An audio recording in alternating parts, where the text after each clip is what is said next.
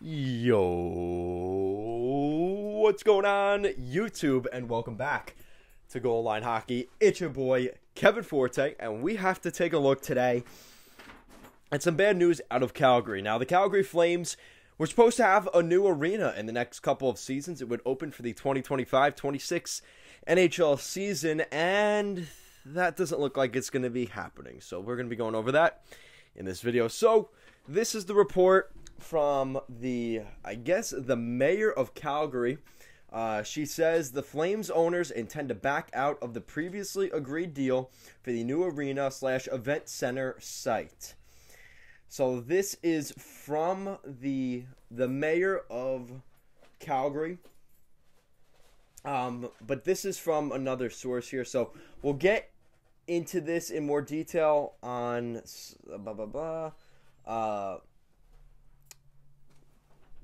the trade was basically the city agreeing to make Transpo plan improvements and removing CMLC as project manager in exchange for the Flames taking on any overruns. So basically, it's more money on the owners. It's a 1.5% increase in the investment they have to give, and that was from Ryan Pike.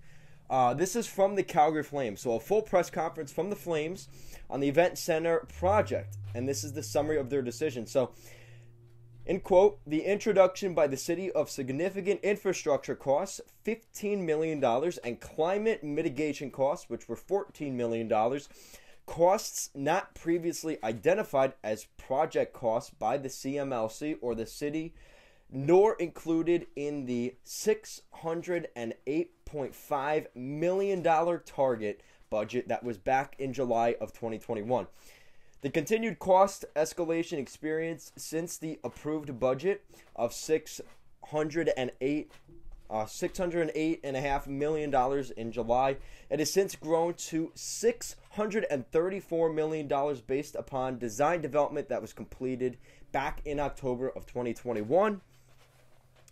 High level of risk associated with future project cost increases, in part due to supply chain issues and the commodity price escalation as a result of the impact of COVID. While not ideal for Calgarians, nor competitively for the Flames, the people of Calgary should understand that nevertheless, CSEC's intentions are to remain in the city of Calgary, Alberta.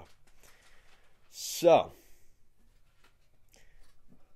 this is, it's a different circumstance, but it's similar to, again, we've seen this story before. You look at the Arizona Coyotes right now, the inability to get a building. Look at the Islanders for a very long time, their inability to get a building.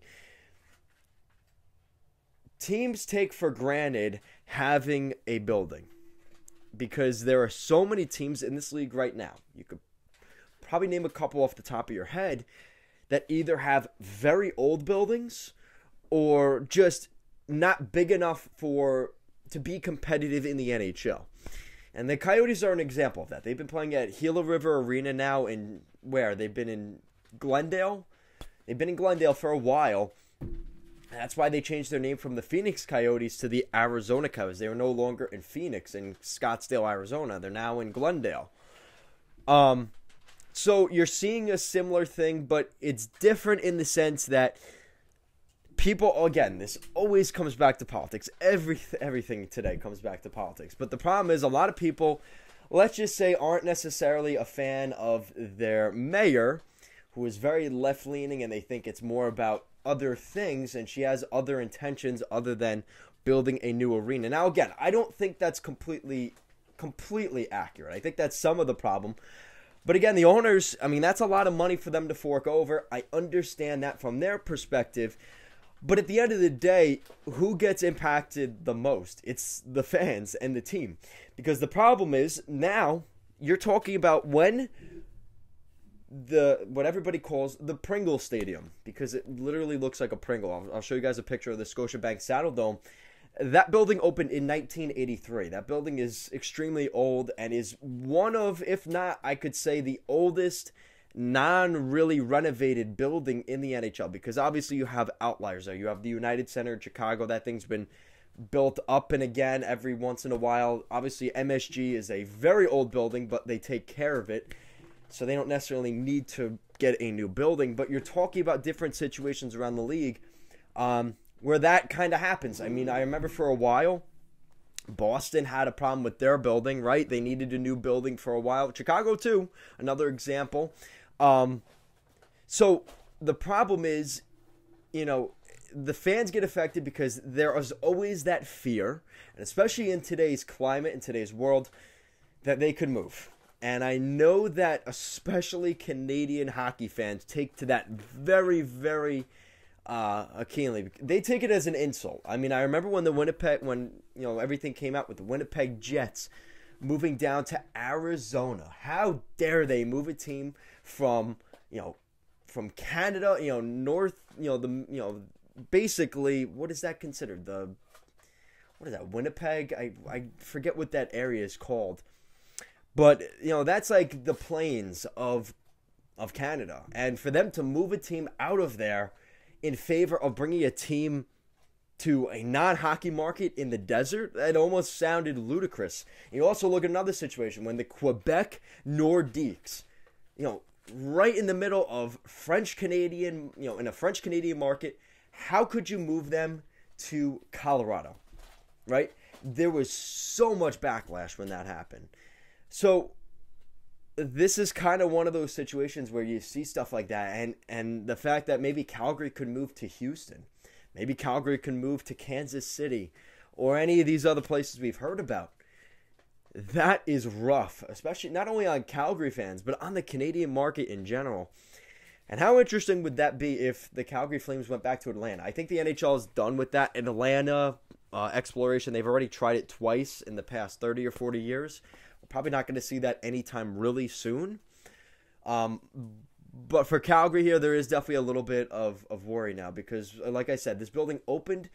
Home of the Calgary Flames in 1983, was used in the 1988 Winter Olympic Games, and it originally replaced the Stampede Corral. That was a really nice-looking building that the Flames had in the 70s and 80s up until this new building. But it's no longer new. 1983, I mean, what was that, 17... That's. I mean, it's going to be hitting 50 years in the next decade. That's a old building, and the problem is, again, especially in Canada, when you're dealing with so much, the amount of snow and the amount of weather conditions, that roof, there's no way that roof is going to be holding up for 50 years. It's just not going to happen. And the fact that they had this deal go into effect, it looked like in 2020, really, this was kind of being finalized, and it looked great. And they had this deal set in. And, even in the fall of this year, it looked like things were going according to plan. And then everything goes to hell. And I get it. Again, I always bring up as an Islander fan. But as an Islander fan, there were numerous projects where the Islanders were supposed to keep the team on Long Island. The Lighthouse Project. The Islanders' previous ownership, for everything I didn't love about the way they managed the team necessarily, and his basically too loyalty to ownership to management that wasn't successful, they did everything they could to keep that team on Long Island. And this is where the test meter is going to kind of come in for the Calgary Flames ownership. How invested are they in Calgary? Because there is some concern. If they weren't willing to fork over the 1.5% increase in this deal, how truly invested are they in the city of Calgary? Actions speak louder than words. They could say all they want, how they want to stay in Calgary, and they're all about the Calgary fan base. But if you're not going to fork the money over, it's very hard to get that to sign off. And this is a situation now where they have the plot of land. They have people that, really want Calgary to stay. It's a big hockey market. Again, it's in Western Canada, in Alberta. You have the rivalry with Edmonton. You're right in between Edmonton, Vancouver. You're right in the mix there with Seattle. This would be a huge loss, not only for Calgary, but the entire NHL in general. And like I said, now you have to start to wonder, even deeper than this, guys in Calgary right now, guys that would sign in Calgary over the next couple of years, they're going to have in the back of their mind thinking to themselves, what is the future of this organization? Are they going to be in Calgary in 5 years from now? If I sign an 8-year extension to stay in Calgary, is there that security that I will be here and I won't be in Houston or uprooting my family when I put a big down payment on one of these nice mansions? Is it worth my while? Would I rather just go somewhere that's more stable? And that's where the organization could take the real hit. And that's where we see Calgary maybe lose a little bit of a fan base because they're not winning. And it ends up coming into the effect where now you run the problem where you can't draw players in free agency because you haven't been good. You also can't draw in fans because you're not any good. And it ends up leading down the road of potential relocation. And that's, again, worst case scenario for the Calgary Flames. Obviously, I want the Flames to stay there. They have Blasty. I want that logo to stay. I want that team to stay in Calgary. But this is definitely something that's going to come up because, again, until you have that building, you also have to remember, again, this building as of today, before it was canceled this week, the 2025-26 season, just to put that in perspective, that is another 4 or 5 years, or really 3 years, right? 3 seasons from now. And now you have to start from scratch again. So at best, you're looking at probably around the 50, 51, 52-year anniversary of the Scotiabank Saddledome.